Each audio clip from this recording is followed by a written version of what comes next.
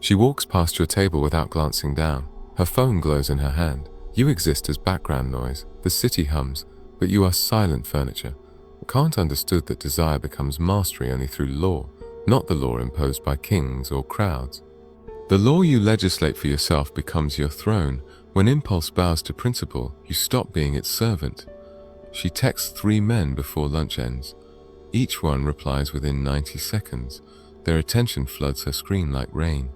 You are the only storm that never arrives on command. Desire without structure is just appetite wearing a crown. It believes itself sovereign while it kneels to every signal. The man who chases every notification has no empire. He mistakes motion for direction and calls it masculine sovereignty. Kant called it the categorical imperative. Act only according to universal laws. If every man behaved as you behave right now, would the world you want still stand or collapse inward? She sends you a message at midnight. You read it and place the phone face down. 2 hours pass before you answer with 8 words. The silence between her question and your response is architecture. Most men build their behavior on shifting ground. They act one way when desire spikes. Another way is when scarcity grips their throat. Kant demands you choose the rule before the moment arrives. The categorical imperative is not a feeling. It does not ask what you want right now. It asks what kind of man you become if this becomes a pattern. Your actions sculpt the self you will inhabit tomorrow. She notices you do not double text. She notices you do not explain your delays. The pattern speaks louder than any paragraph you could type. Consistency is the only language the unconscious believes without question. Desire tells you to reply immediately and secure her interest. The principle tells you that immediacy is the tax that desperation pays. When you obey a desire, you train her to expect compliance. When you obey a principle, you train yourself to be ungovernable. Kant never spoke of dating dynamics, but he did talk about dignity. Dignity is what remains when the crowd stops clapping.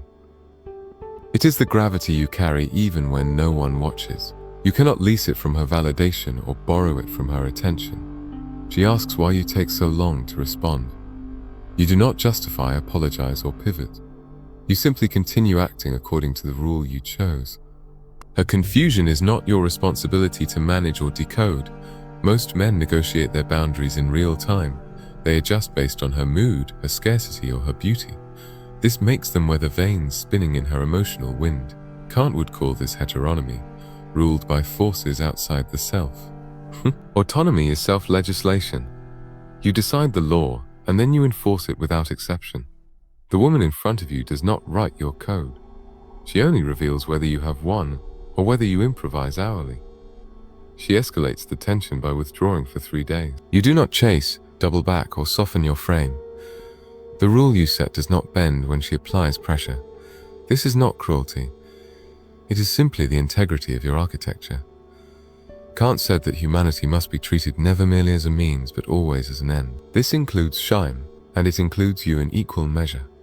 When you chase validation, you reduce yourself to an instrument.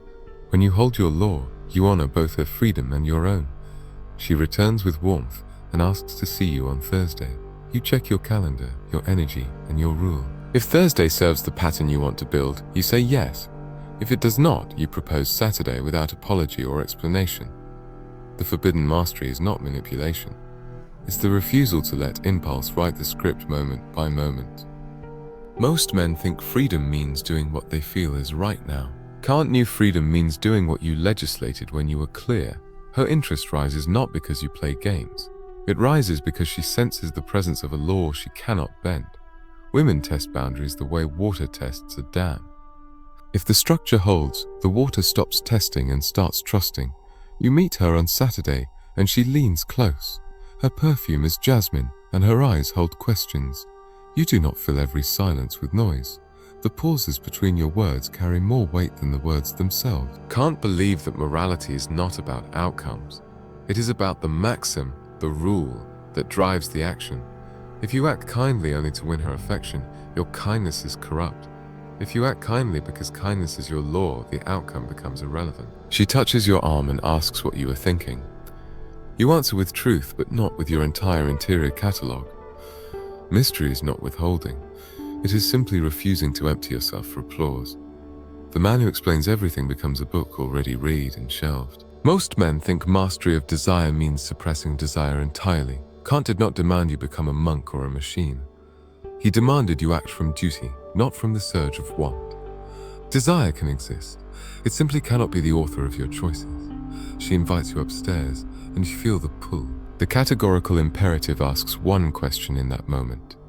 If every man acted on impulse whenever attraction spiked high, would the relational world you want exist, or would it become marketplace chaos? You choose based on the rule you set 3 months ago, not based on how she looks in that dress tonight. This does not mean you reject her. It means you decide from principle. The timing serves your architecture, not her escalation schedule. She remembers this moment longer than she remembers the men who folded. Not because you rejected him, but because you chose according to an invisible law. Women do not forget the man who operates by gravity. They cannot manipulate. Forgetting requires that you become predictable noise. You never do. Kant wrote that inclination is neither evil nor virtuous. Virtue begins when you act against inclination because duty demands it. The man who does the right thing only when it feels good is not yet sovereign. Sovereignty begins when the rule holds even when desire screams otherwise. She texts you every morning for a week. You respond at the interval your rule permits, never sooner. She calls you distant, and you do not argue or explain. Distance is only painful to those who need constant reassurance to feel real. The attention economy runs on intermittent reinforcement.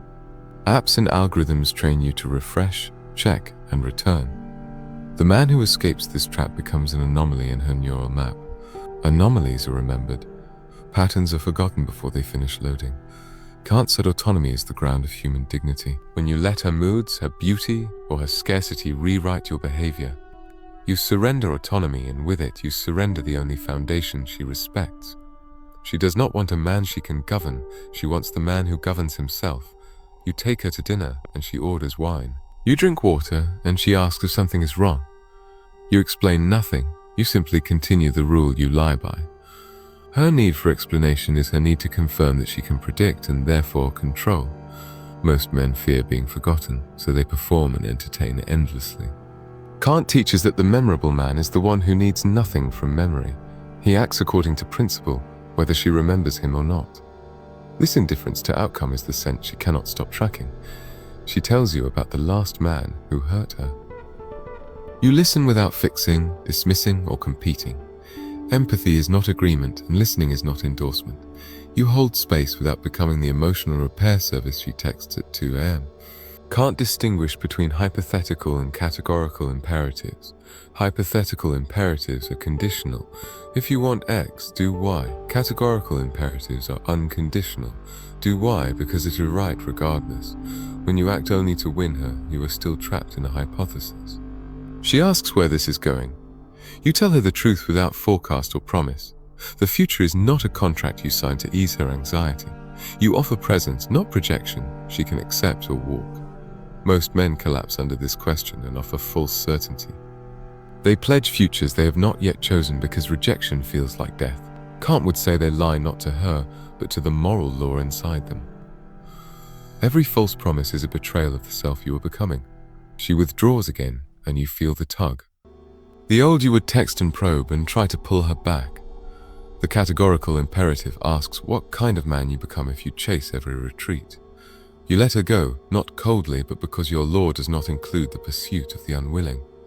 2 weeks pass, she reappears with softness. She says she thought about you every day.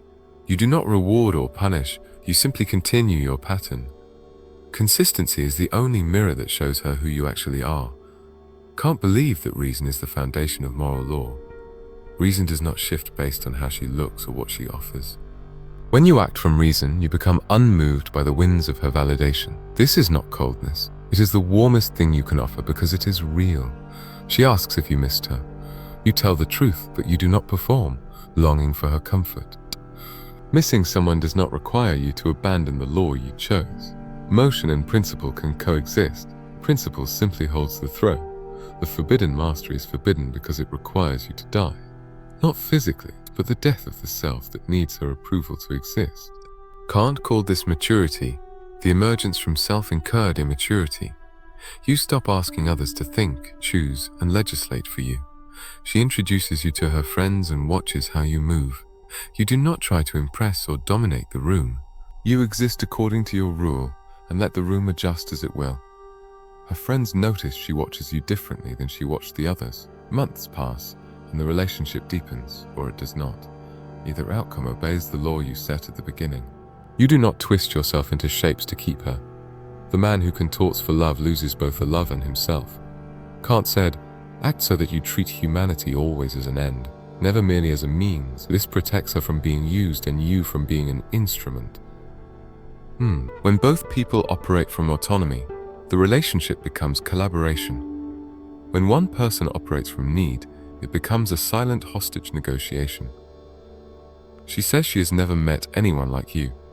You do not preen or deflect, you simply accept the observation. Uniqueness is not a strategy, it is the byproduct of living by inner law. The man who chases uniqueness becomes a parody. The man who lives by principle becomes rare. Years later, she tells someone about you. She does not remember every word you said. She remembers the feeling of encountering a man who could not be moved. Gravity leaves impressions, wind does not. The categorical imperative is not a dating tactic.